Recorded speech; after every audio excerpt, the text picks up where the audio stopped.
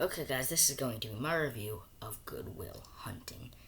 And I really enjoyed this film. I think it was very, interesting and entertaining, and a great character study of both Will and the teacher Sean, or the therapist. I'm making shh, shh, and I think that was a very strong point of the film, or just the strong idea of having the therapist and the patient feel really connected. And I think what I love about this film too, more is that this idea of like a guy who was abused as a child, who didn't have much, who on the one hand you think as like a dumb jock and you know just has to be tough and mean and a bully, but yet he has his job, he has nothing in some ways, being just a school janitor, and yet is able to turn on and flip a switch in his brain. And this idea, lesson of it, anybody can be smart. Anybody can have the talent to be great. And to end it with him being an agent for some sort of organization, you know, and having such a high profile job, to go from a janitor, which I think, like, rightfully or wrongfully so, the janitor, whenever you think of, like, do good in school so you don't become a janitor, like, that's like the gold, that's like the bronze, like that, that's like the lowest, like, if like if like the president is like the gold standard of jobs or whatever, then like being a janitor is like the lowest. That's like what everybody says, like, rightfully or wrongfully, everybody's like, do good so you don't become a janitor or whatnot. And so to love to someone who is like the symbolism of the lowest of the lows, as far as profession, as far as jobs, as far as what you're doing for a living, but to flip a switch into this lesson that you don't judge a book by its cover too. This lesson of, he might not seem smart, he might not seem dumb, might not seem smart, might seem very dumb, but he can just be smart. And this idea of anybody can be smart. To turn out, you see him as this janitor, but he has more to it. And I love this idea of, like, he's with friends that he's not like, where they're all similar into that they don't have the best upbringing, they don't have the best houses, they don't have the best income, but Matt Damon's Will, can flip a switch in his brain internally to do good in school. Not to do good in school, but pay attention and learn and receive and reciprocate, but yet he kind of has something inside him because of his dark past, because of what he's been through his whole life, because of who he's surrounded with as a city, in Boston City, whatever, his house, his upbringing, his abusive childhood, and just who he is, because he's struggling with, do I be who I'm comfortable with, or do I go for my potential? And that struggle where he's like, I could go for my potential, I could try to live a good life, but something keeps holding him back. And I love that they explore that, and almost that character study, that great character study of Will, but also how that contrasts and compares to not only his friends. And I love in his therapist and his teacher, and how everything, all the people around him, and all the work in the city around him, as of being in Boston, how that just shapes him, and how he, and just again, that great character study with great performances by Matt Damon, Robin Williams, Ben Affleck, etc., etc. And I love, him and Will dating Skylar, because Skylar is what you think of when you think of a school nerd or whatever, kind of like honestly, like, British, and whatever, and smart, and so that's like the like, if being a janitor is like the quintessential low bar, she's kind of like the quintessential high bar of what someone that age should be doing. And so I think I love that, but they can coexist, and I love this idea of exploring that, and I love the little subtlety of callbacks of, the teacher and therapist talking about how he lost his wife, to cancer, and saying how he gave up going to, Red Sox game for her, and he told his friends, I be right back, I gotta get a girl or something like that, or I gotta meet a girl or something like that, whatever. And how that's like what he tells Sean when that's what Will tells Sean when Will goes to get Skylar. And I think that was that great callback. And also, I love the speech that Ben Affleck's character, talks, where he says, you're special. You have.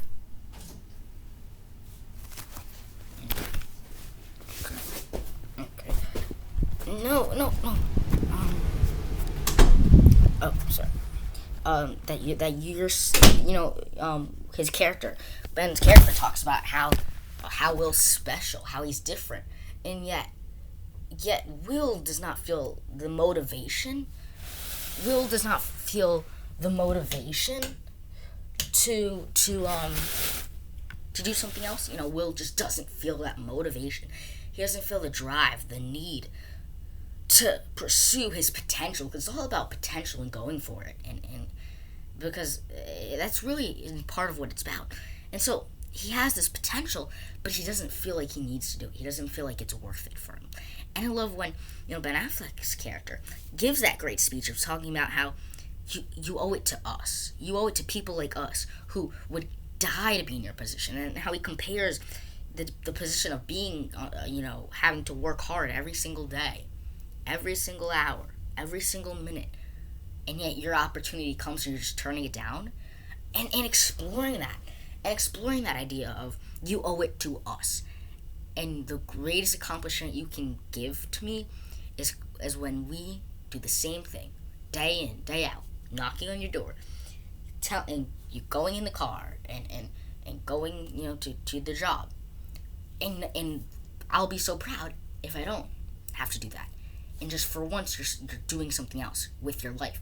That idea of you're not in your house is the symbolism for your pursuing something better than what you do every single day, which clearly is not your potential. And I think that speech was great, and how that gets called back, where he knocks on the door, sees Will's gone, and how that two scenes combined, the scene about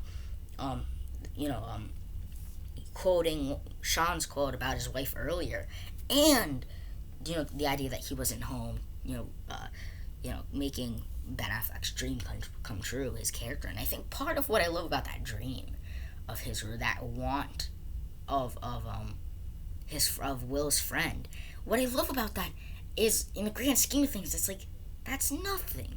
That's our biggest dream.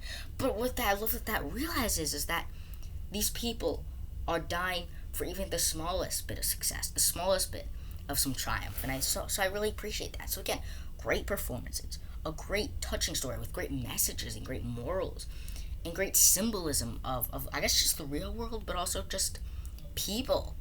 Because I think what I love is they don't focus on the students, they don't focus on the teachers, they focus on the people that don't have a lot. This group of kids that they focus on with Will's and his group of friends, they don't have a lot, but yet Will has this potential and has to dive in that. And you see him walking that line between being what everybody thinks a guy like him would be, like, tough, mean, arrogant, rude, but yet also walks the line of being nice, kind, smart, brilliant,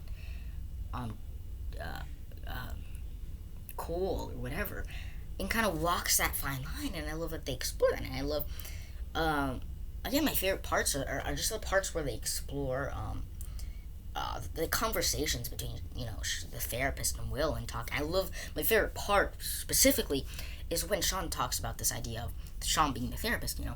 Robin Williams' character. What I love about that is when he talks to Will about what do you want to be, and I love that this embodies that character development. This embodies what I love most about the film, is the performances, is the story, and just the character development of both Sean and Will. And what I love about this scene is Sean's like, what do you want to be when you grow, or not grow up, what do you want to do with your life? What do you want to be with your life? And how Will just goes off about this idea of he likes his job as a janitor and likes his job as construction because it's honorable. And what I love about the scene also is that he's lying to himself. Inside he knows this is not my potential, where he keeps lying to himself because he's afraid. And I love, again, that contrasts to the and compares, and it's very similar to seeing that with Skylar early on in the film, where they kind of mini break up or whatever, and how she asked to move to California, and again, he doesn't. It's this idea of living up to your potential, being who you are, not who you're meant to be, quote unquote, meant to be, because everybody thinks of him to be one way. And so when he ends up being another, I guess, in that sense, is that embodiment of, I guess, being, I think, my takeaway, because again, everybody's takeaway with a film like this, like Good Will Hunting, is everybody's gonna have a different takeaway. My takeaway was this idea of Will never wanted to live up to his potential. He's a janitor. He always, pays attention to the classes, always is good at math, and all this stuff. But he never, ever talks about that. He never, ever lives up to that. He's always okay with just being okay. He never pushes for it, and at the end of the film, he realizes, I will. He's gonna try to apply for a good job. He gets that good job. Now he's gonna really try for a girl, and he hasn't done that. Early in the film, he goes to call Skylar. He doesn't call Skylar. He decides, I'm not gonna do that. Because again, this idea, this embodiment of him not trying to reach his potential, and I love that dynamic between Sean and Will pushes him to do that, pushes him to reach his maximum potential, as well as a bunch of other things, like his Ben Affleck speech. And I think it's all those combined things of that make Will choose the decision. And you wonder why I'm mostly talking about the characters in this film. And I think to that I say, because the characters make the film. That's what makes this film, is that character study of Will, but also these other great characters, these other complex characters of Sean and his alcoholism after losing his wife, and struggles to be a therapist but yet he's a relatable therapist, and the teacher who just wants to be good at math and can't baffle this idea that someone's smarter than him, and wants to give, again, it's all about giving Will the platform for potential that he never had prior and previously. And again, what do you get when you have great directing, great script? Heck, that this film won the Oscar for original script. Great performances. Robin Williams won the Oscar for supporting actor, rightfully so. And so you get that perfect mix of great characters, a great story, a great message, great tones, great themes, great directing, great script, and it just feels so original on all those levels. And again, also great quotes. I've heard this quote for years, but this is where it originates from. Like apples, how about dem apples? But I think I've seen this clip before and heard that quote before. But what I love is that context of him talking to some other guy about how Will showing off how smart he is, and that's originally when he gets the phone number to what's his face, Skylar, and I think what's her face, but anyways, and I think it's all those stuff that come together. So I really enjoyed this film. Again, it's probably in my top 20 of quarantine. If it's not, again, that's not to go to show that I don't like this film. It just goes to show how great the films I've watched over the quarantine have been. You know what I mean? Anyways, stay tuned for more videos coming at you.